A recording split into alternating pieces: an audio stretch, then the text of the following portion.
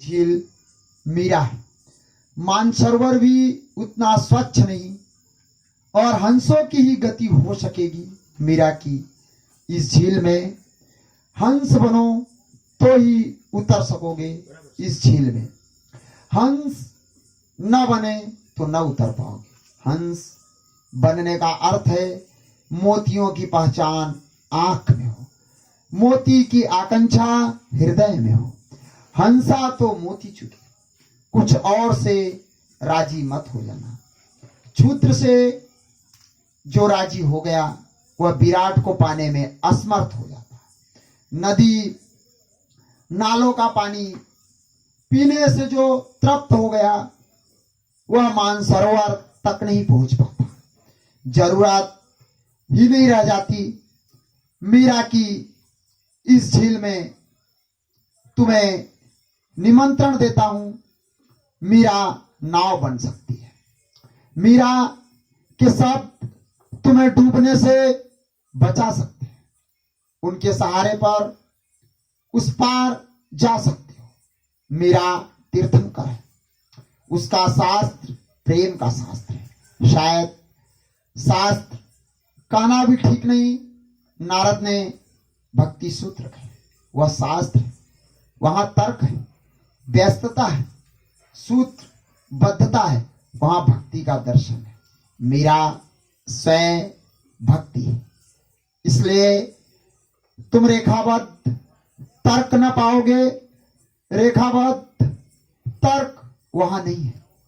वहां तो हृदय में कौंधती हुई बिजली है जो अपने आशियाने जलाने को तैयार होगी। उनका ही संबंध जुड़ पाएगा। प्रेम से संबंध उन्हीं का जुड़ता है जो सोच विचार खोने को तैयार हो, जो सिर गंवाने को उत्सुक हो। उस मूल्य को जो नहीं चुका सकता वह सोचे भक्ति के संबंध में विचारे, लेकिन भक्त नहीं हो सकता। लेकिन भक्त नहीं हो सकता। तो मीरा के शास्त्र को शास्त्र कहना भी ठीक नहीं। शास्त्र कम है, संगीत ज्यादा है। लेकिन संगीत ही तो केवल भक्ति का शास्त्र हो सकता है। जैसे तर्क ज्ञान का शास्त्र बनता है, वैसे संगीत भक्ति का शास्त्र बनता है। जैसे गणित आधार है ज्ञान का, वैसे काव्य आधार है भक्ति का। जैसे सत्य की खोज ज्ञानी करता है, भक्त सत्य की खोज नहीं करता। भक्त सौंदर्य की खोज करता है। भक्त के लिए सौंदर्य ही सत्य है। ज्ञानी कहता है सत्य सुंदर है, भक्त कहता है सौंदर्य सत्य है। ब्यूटी इज ट्रूथ, रविंद्रनाथ ने कहा था ब्यूटी इज ट्रूथ, सौंदर्य सत्य। रविंद्रनाथ के पास भी वैसा ही हृदय है जैसा मीरा के पास। लेकिन रविंद्रनाथ पुरुष, गलते गलते भी पुरुष की अड़चने रह जाती है।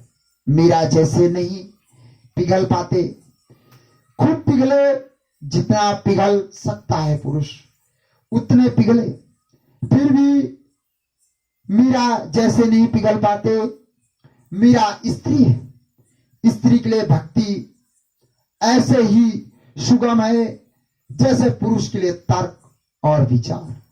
वैज्ञानिक कहते भी हैं मनुष्य का मस्तिष्क दो हिस्सों में विभाजित है। बाईं तरफ जो मस्तिष्क है वह सोच विचार करता है, गणित तर्क नियम वहां सब श्रृंखलाबद्ध है। और दाईं तरफ जो मस्तिष्क है वहां सोच विचार नहीं है, वहां भाव है, वहां अनुभूति है, वहां संगीत की चोट पड़ती है, वहां तर्क का कोई प्रभाव नहीं होता, वहां लय बद्धता पहुंचती है, वहां नृत्य पहुंच जाता है, सिद्धांत नहीं पहुंचते।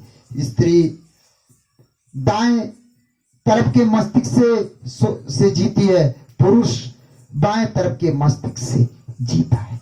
इसलिए स्त्री पुरुष के बीच बात भी मुश्किल होती है, कोई मेल नहीं बैठता दिखता।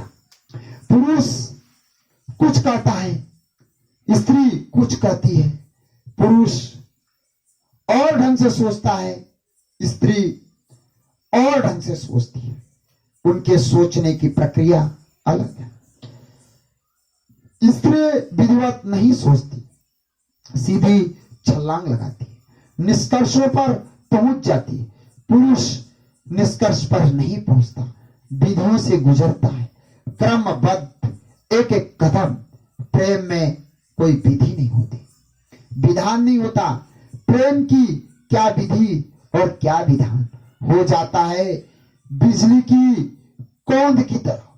हो गया तो हो गया, नहीं हुआ तो करने का कोई उपाय नहीं है। पुरुषों ने भी भक्ति के गीत गाए, लेकिन मीरा का कोई मुकाबला नहीं, क्योंकि मीरा के लिए स्त्री होने के कारण जो बिल्कुल सहज है, वह पुरुष के लिए थोड़ा आरोपित सा मालूम पड़ता है। पुरुष भक्त हुए जिन्होंने अपने को परमात्मा की प्रेयसी माना, पत्नी माना, मगर बात कुछ अड़चन भरी हो जाती है। संप्रदाय है ऐसे भक्तों का बंगाल में अब भी जीवित जो पुरुष हैं, लेकिन अपने को मानते हैं कृष्ण को पत्नी, कृष्ण की पत्नी। रात स्त्री जैसा श्रृंगार करके कृष्ण की मूर्ति को छाती से लगाकर सो जाते हैं, मगर बात में कुछ बेहुदापन लगता है, बात कुछ जमती नहीं, ऐसा ही बेहुदापन लगता है। जैसे कि तुम जहां जो नहीं होना चाहिए उसे जबरदस्ती बिठाने की कोशिश करो तो लगे। पुरुष पुरुष है, उसके लिए स्त्री होना ढोंग ही होगा। भीतर तो जानेगा ही कि मैं पुरुष हूं, ऊपर से तुम स्त्री के वस्त्र भी पहन लो और कृष्ण की मूर्ति को हृदय से भी लगा लो, तब भी तुम भीतर के पुरुष को इतनी आसानी से खो न सको। यह सुगम नहीं होगा। स्त्री भी हुई है जिन्होंने ज्ञान के मार्ग से यात्रा की, मगर वहां भी बात कुछ बेहूदी हो गई। जैसे ये पुरुष बेहुदे लगते हैं और थोड़ा सा विचार पैदा होता है कि ये क्या कर रहे हैं, ये पागल तो नहीं। ऐसे ही लल्ला नाम की स्त्री कश्मीर में हुई, वह महावीर जैसे विचार में पड़ गई होगी, उसने वस्त्र फेंक दिए, वह नग्न हो गई। लल्ला में भी थोड़ा सा कुछ अशोभन मालूम होता है। स्त्री अपने को छिपाती है, वह उसके लिए सहज है, वह उसकी गरिमा है। वह अपने को ऐसा उभारती नहीं, ऐसा उभारती है तो वैसा हो जाती है। लल्ला ने बड़ी हिम्मत की, फेंक दिए वस्त्र। असाधारण स्त्री रही होगी, लेकिन थोड़ी सी अस्वाभाविक मालूम होती है बात। महावीर के लिए नग्न खड़े हो जाना अस्वाभाविक नहीं लगता, बिल्कुल स्वाभाविक लगता है। ऐसी ही बात है। मीरा में जैसी सहज उद्भावना हुई है भक्ति की, कहीं भी नहीं है। भक्त और भी हुए हैं, लेकिन सब मीरा से पीछे पड़ गए, पिछड़ गए। मीरा का तारा बहुत जगमगाता हुआ तारा है, आओ इस तारे की तरफ चले। अगर थोड़ी सी भी बूंद तुम्हारे जीवन में बरस जाए मीरा के रस की, तो भी तुम्हारे रेगिस्तान में फूल खिल जाए। अगर तुम्हारे हृदय में थोड़े से भी वैसे आंसू घूमड़ आए जैसे मीरा को घूमड़े, और तुम्हारे हृदय में थोड़े से राग बजने लगे जैसा मीरा को बजा, थोड़ा सा सही, एक बूंद भी तुम्हें रंग जाएगी और नया कर जाएगी।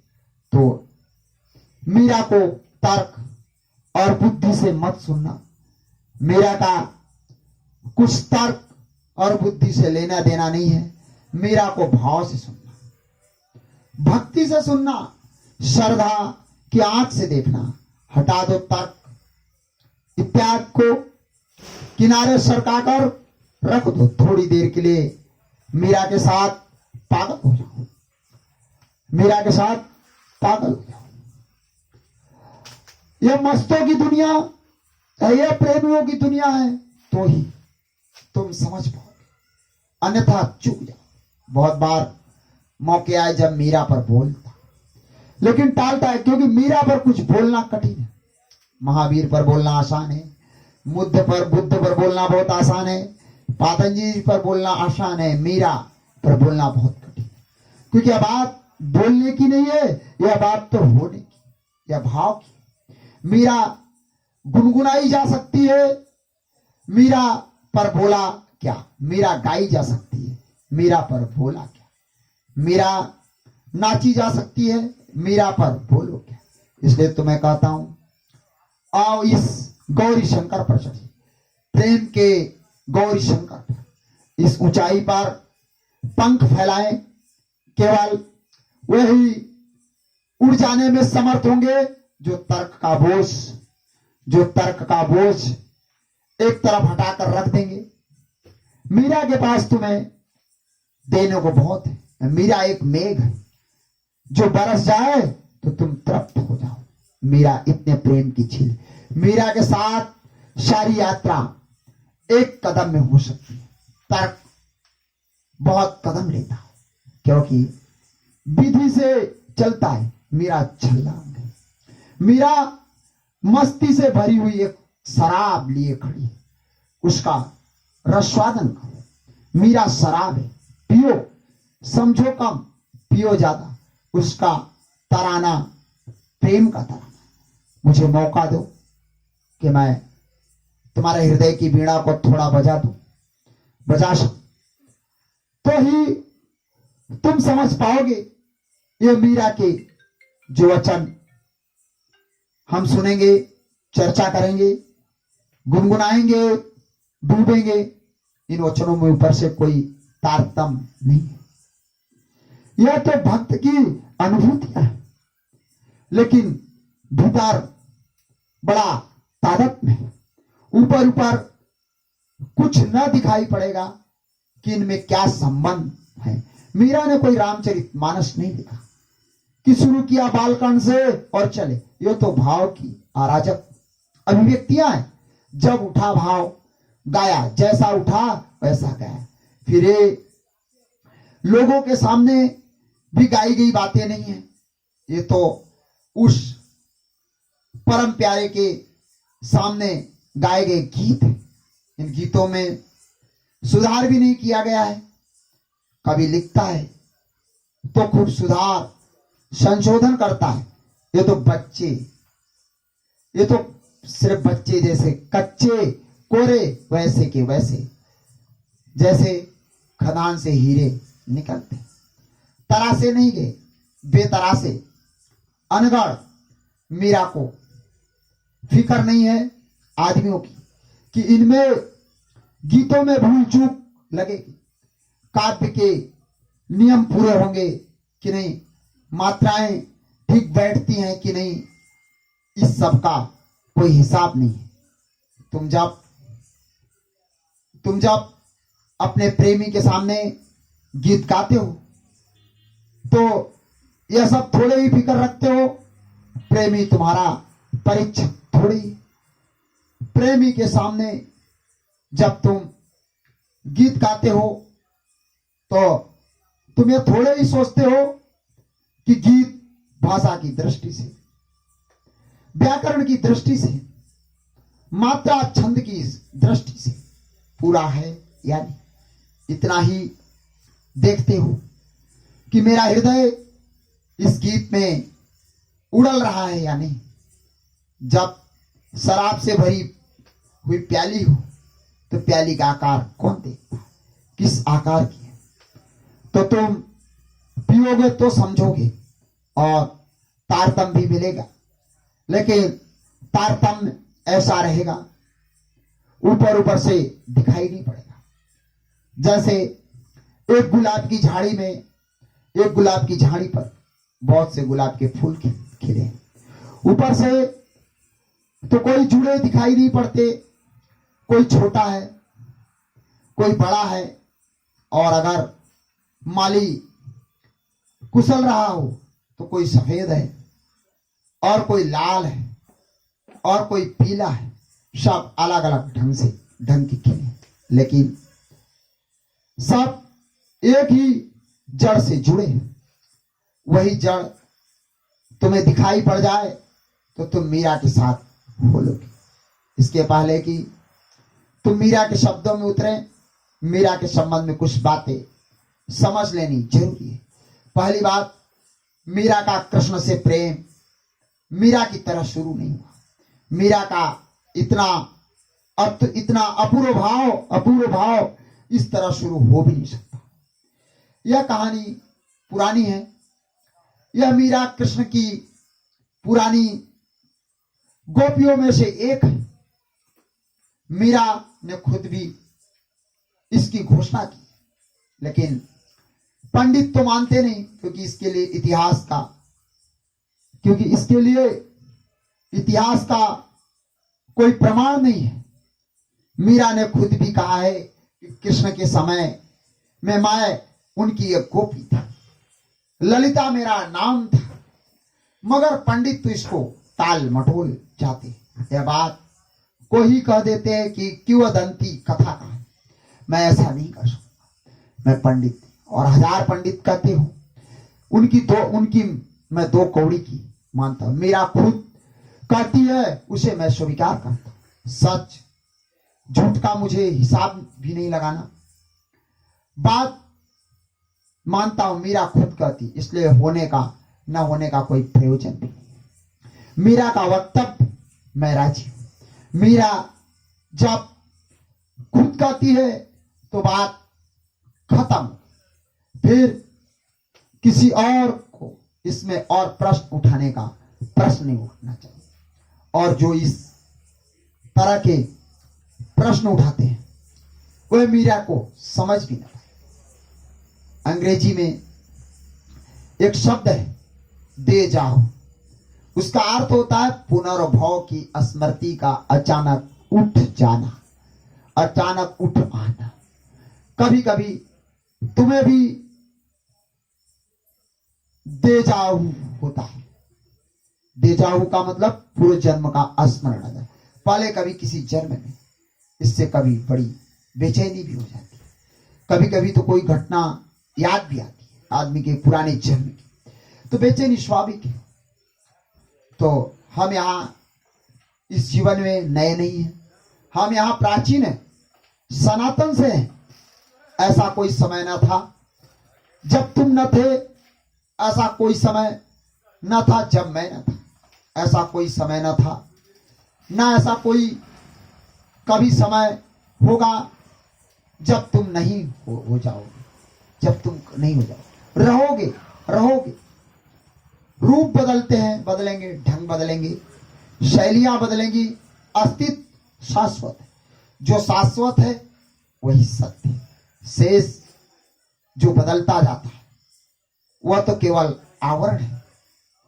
जैसे कोई वस्त्र बदल लेता है, तो रामकृष्ण परमहंस ने मरते वक्त कहा था रो मत। जब उनके भक्त, उनकी पत्नी रो रही, बोले रो मत, क्योंकि मैं केवल वस्त्र बदल रहा हूं।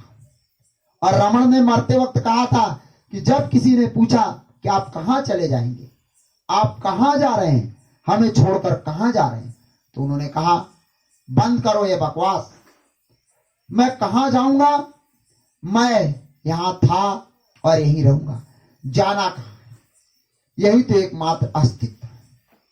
रूप बदलते हैं, बीज वृक्ष हो जाता है, वृक्ष बीज हो जाता है, गंगा सागर बन जाती है, सागर सूरज की किरणों से चढ़कर मेघ बन जाता है, फिर गंगा में गिर जाता है, फिर गंगा सागर में गिर जाती, मगर एक जल की बूंद भी कभी खोई नहीं है। जल उतना ही है जितना सदा से था, और एक भी आत्मा कहीं खोई नहीं। तो मैंने कहा बिल्कुल, इसलिए इस दुनिया में कुछ भी खोया नहीं है। कृष्ण हो, क्राइस्ट हो, जीसस हो, मोम, सदगुरुओं का स्वाद एक है। तो कभी कभी तुम बुद्ध के साथ रहे हो 2500 साल, मेरे साथ बैठे हो, ये क्षण तो अभिभूत हो जाएंगे। एक क्षण को लगेगा यह तो फिर वैसा हो रहा है, कभी आदमी को हो रहा है कि जैसा पहले हुआ है। एक क्षण को यहां से तुम विदा हो, अतीत का दृश्य खुल जाए। कोई पर्दा, जैसे मीरा ने कहा है कि मैं ललिता थी, बोले पहले मैं 5000 साल पहले मैं ललिता थी, कृष्ण के साथ नाची, वृंदावन में कृष्ण के साथ गाई। यह प्रेम पुराना है, मीरा यही कह रही है, यह प्रेम नया नहीं है। और इसकी शुरुआत जिस ढंग से हुई वह शुरुआत भी करती है साफ कि पंडित गलत होंगे, मीरा सही, और पंडित कितने सही लेंगे फिर भी सही नहीं होते, क्योंकि उनके जो सोचने का ढंग ही बुनियादी से गलत होता है। वह प्रमाण मांगते, अब प्रमाण क्या? किसी अदालत की सील मुहर लगी हुई हो, फाइल मौजूद करे मीरा कि कृष्ण के समय में थी, कहां से प्रमाण पत्र गवाह जुटाए? अंतर्भाव पर्याप्त है, और उसका अंतर्भाव प्रमाण है। मीरा छोटी थी, 4-5 साल की रही होगी, तब एक साधु मीरा के घर मेहमान हुआ, और जब सुबह साधु ने उठकर अपनी मूर्ति, कृष्ण की मूर्ति छुपाया था अपनी गोदड़ी में, निकालकर जब उसकी पूजा की तो मीरा एकदम पागल हो गई। देजाहू हुआ, पूर्व भाव का स्मरण आ गया। वह मूर्ति कुछ ऐसी थी कि चित्र पर चित्र खुलने लगे। वह मूर्ति जो थी, शुरुआत हो गई फिर से कहानी की, निमित्त बन गई, उससे चोट पड़, कृष्ण की मूरत फिर याद आ गई। फिर वह सांवला चेहरा, वही बड़ी आंखें, वो मोर मुकुट में बंधे, वो बांसुरी बजाते कृष्ण मीरा लौट गई हजारों साल पीछे, अपनी स्मृति में रोने लगी, साधु से मांगने लगी मूर्ति, लेकिन साधु को भी बड़ा लगाव था अपनी मूर्ति से। उसने मूर्ति देने से इनकार कर दिया, वह चला भी गया। मीरा ने खाना पीना बंद कर दिया। पंडितों के लिए यह प्रमाण नहीं होता, इससे कुछ प्रमाण मिलता है देजाहू का, लेकिन मेरे लिए प्रमाण है 4-5 साल की बच्ची।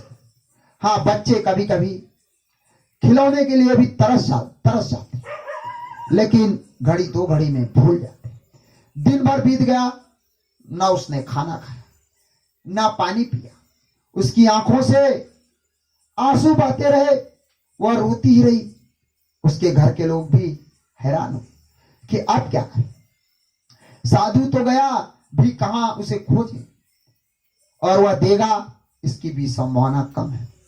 और वह कृष्ण की मूरत जरूरी बड़ी प्यारी थी, घर के लोगों के भी लगी थी, उन्होंने भी बहुत मूर्तियां देखी थी, मगर उस मूर्ति में कुछ था जीवन, कुछ था जागता हुआ।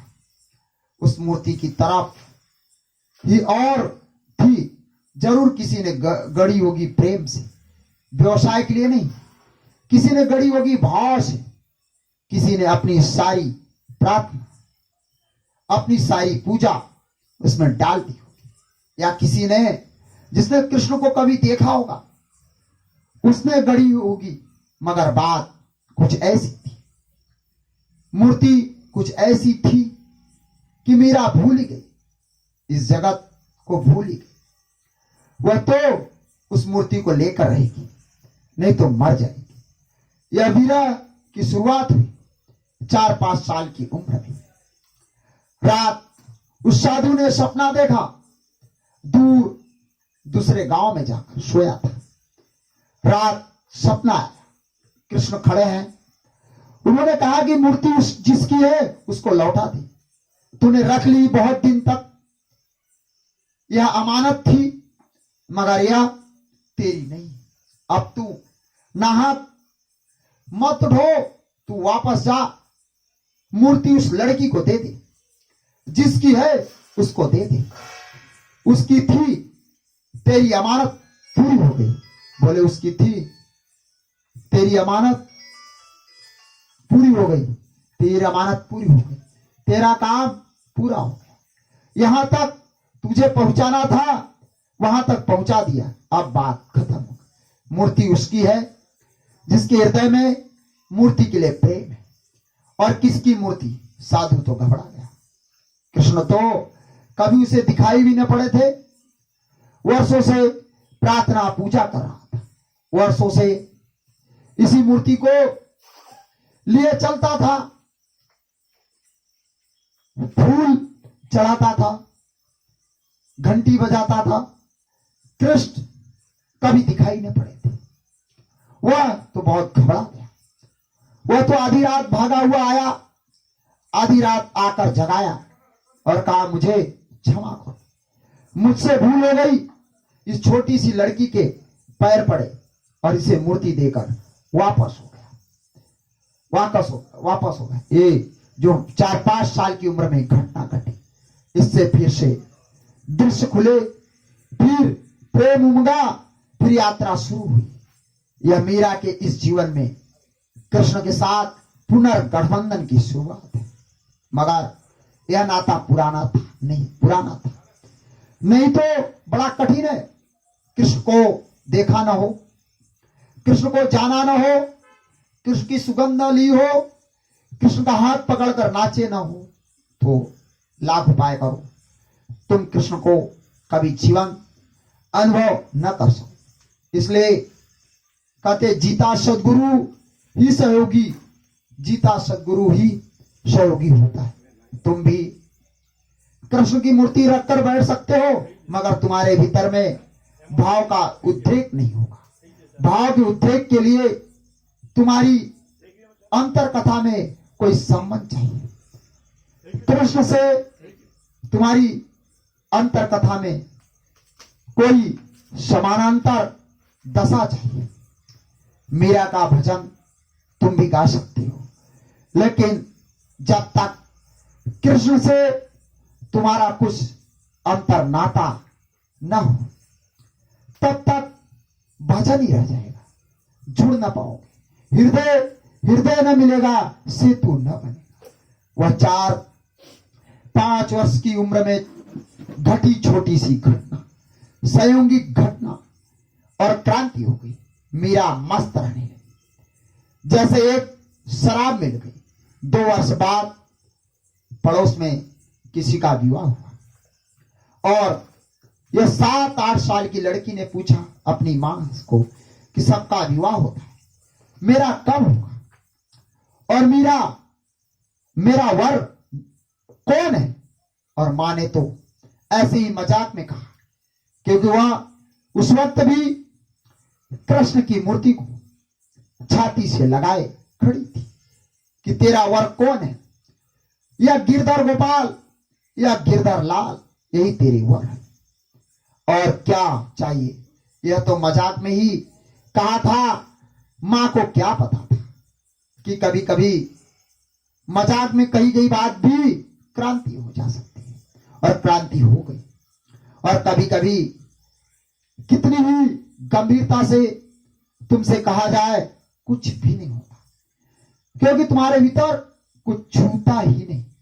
हो तो छुए, बीज को पत्थर पर फेंक देंगे तो अंकुरित नहीं होता, ठीक भूमि मिल जाए तो अंकुरित हो जाता है। यह ठीक भूमि थी।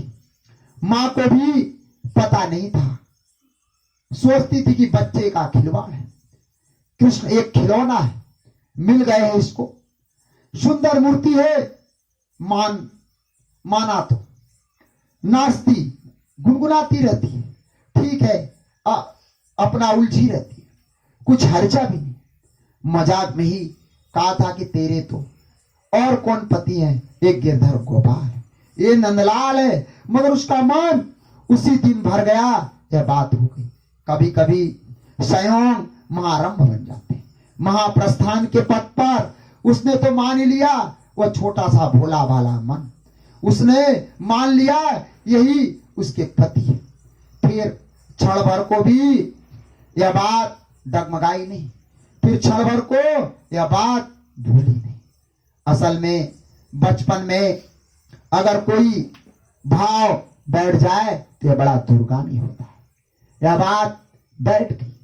उस दिन से उसने अपना सारा प्रेम कृष्ण पर उड़ेल दिया। जितना तुम प्रेम उड़ेलोगे उतने ही कृष्ण जीवित होते चले गए। पहले अकेली बात करती थी, फिर कृष्ण भी बात करने लगे। पहले अकेली डोलती थी, फिर कृष्ण भी डोलने लगे।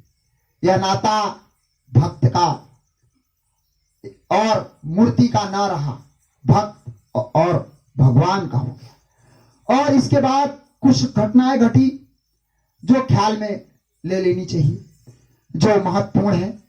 मीरा पर जिन लोगों ने किताबें लिखी वह सब लिखते हैं दुर्भाग्य से मीरा की मां मर गई। मीरा की मां मर गई जब वह बहुत छोटी थी। फिर उसके बाबा ने उसे पाला, फिर बाबा मर गए। फिर 17-18 साल की उम्र में उसका विवाह किया। फिर उसके पति मर गए। फिर ससुर ने उसकी संभाल की और फिर ससुर भी मर गए। फिर पिता उसकी देखभाल की, फिर पिता भी मर गए। ऐसी 5 मृत्युएं हुई। जब मीरा कोई 32-33 साल की थी, तब तक उसके जीवन में जो भी महत्वपूर्ण व्यक्ति थे सभी मर गए। जिनको भी उसने चाहा था और प्रेम किया था वह सब मर गए। जो लोग मीरा पर किताबें लिखते हैं वह सब लिखते हैं दुर्भाग्य से। मैं ऐसा नहीं कर सकता, यह सौभाग्य से हुआ। वे लिखते हैं दुर्भाग्य से, क्योंकि मृत्यु को सभी लोग दुर्भाग्य मानते हैं। लेकिन यही तो मीरा के जन्म का कारण है। जितना भी प्रेम कहीं था वह सब सिकुड़ता गया। सारा प्रेम गोपाल पर उमड़ता गया। मां से लगाव था, मां चल बसी। उतना प्रेम जो मां से उलझा था वो भी गोपाल के चरणों में रख दिया। फिर बाबा ने पाला, फिर बाबा चल बसे। उसने उनसे प्रेम था वह भी गोपाल के चरणों में रख दिया। ऐसे संसार छोटा होता गया, सिकुड़ता गया और परमात्मा बड़ा होता गया। तो मैं नहीं कह सकूंगा, मैं नहीं कह सकता दुर्भाग्य से, मैं तो कहूंगा सौभाग्य से, क्योंकि मृत्यु का मेरे लिए कोई ऐसा भाव नहीं मृत्यु के प्रति कि वह कोई आवश्यक रूप से अभिशाप है। सब तुम पर निर्भर है। मीरा ने उसका ठीक उपयोग कर लिया। जहां जहां से प्रेम उखड़ता गया एक एक प्रेम पात्र जाने लगा। वह अपने उस प्रेम को परमात्मा में चढ़ाने लगी। अंतिम सूत्र था पिता का रहना। पिता भी चल बसे, पति भी चल बसे, पिता भी चल बसे। बस 5 मृत्यु हो गई। सतत जगत से सारा संबंध टूट गया। उसने ठीक उपयोग कर लिया। जगत से टूटते हुए संबंधों को उसने जगत के प्रति वैराग्य बना दिया और जगत से जो प्रेम मुक्त हो गया उसको परमात्मा के चरणों में चढ़ा दिया। वह कृष्ण के राग में डूब गई। और इन मृत्युओं ने एक और सौभाग्य का काम किया कि इन्होंने एक बात दिखा दी कि इस जगत में सब क्षणभंगुर है और प्यारा खोजना हो तो शाश्वत में खोजो। यहां कुछ अपना नहीं है। यहां भरमो मत, अपने को भरमाओ मत। यहां सब छूट जाने वाला है। यहां मृत्यु ही मृत्यु फैली है। यह मरघाट या यहां बसने के इरादे मत करो। यहां सब मरघट है। यहां कोई कभी वसा नहीं। अपनी आंख से देखा सबको जाते हुए, अपनी आंखों से सबको जाते हुए। उसने 32-33 साल की उम्र में, कोई बड़ी उम्र नहीं थी, जवान थी। जवानी में इतनी मौत घटी कि मौत का कांटा उसे ठीक ठीक साफ साफ दिखाई पड़ गया कि जीवन क्षणभंगुर है। और तब उसका मन यहां से विरक्त हो गया। जो यहां से विरक्त है वही परमात्मा में अनुरक्त हो सकता है। तुम दोनों राग एक साथ नहीं पाल सकते हो। तुम दोनों नावों पर एक साथ सवार नहीं हो सकते। तो जब मैंने तुमसे कहा आओ प्रेम की झील में नौका विहार को चले, तो मैं तुमसे यह कह रहा हूं अब तुम अपनी संसार की नाव से उतरो, अब थोड़ा थोड़ा परमात्मा को नाव बनाओ, आओ प्रेम के गौरी शंकर पर चढ़े।